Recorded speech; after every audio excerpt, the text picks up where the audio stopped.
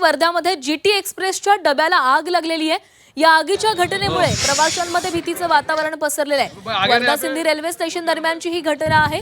सुदैवानं आगीमध्ये कुठलीही जीवितहानी झाली नाहीये।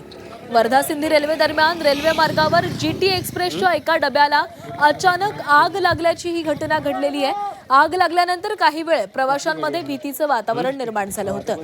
रेल्वे प्रशासनानं तत्काळ हालचाल करत ट्रेन थांबवून प्रवाशांना सुरक्षितपणे बाहेर काढलेलं आहे। सुदैवानं या घटनेमध्ये कुठल्याही प्रवाशाला इजा झाली नसल्याचं कळतंय। घटनास्थळी डॉक्टरांची टीम आणि आपत्कालीन पथक दाखल झालं असून परिस्थिती नियंत्रणामध्ये आहे। आणि या संदर्भात अधिक बोलूयात, आमचे प्रतिनिधी मिलिंद आंडे आपल्यासोबत जोडले गेले आहेत। मिलिंद, जीटी एक्सप्रेसच्या डब्याला ही आग लागलेली होती, नेमकी आग कशामुळे लागली, काही माहिती मिळू शकली आहे का? नाही, नक्कीच एकंदरीत जर बघितलं तर अजूनपर्यंत आग कशाने लागली ही माहिती रेल्वे प्रशासनाकडून पुढे आली नाही।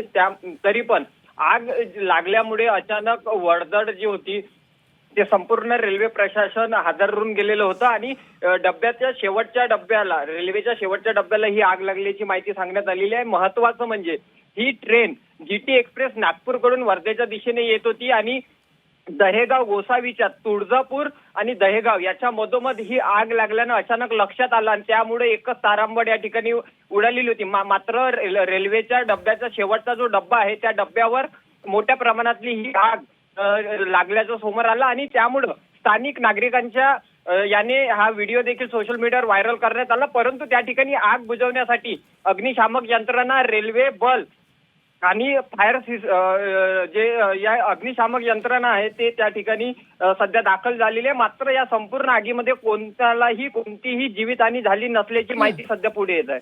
नक्कीच, धन्यवाद मिलिंद दिलेल्या सविस्तर माहितीसाठी।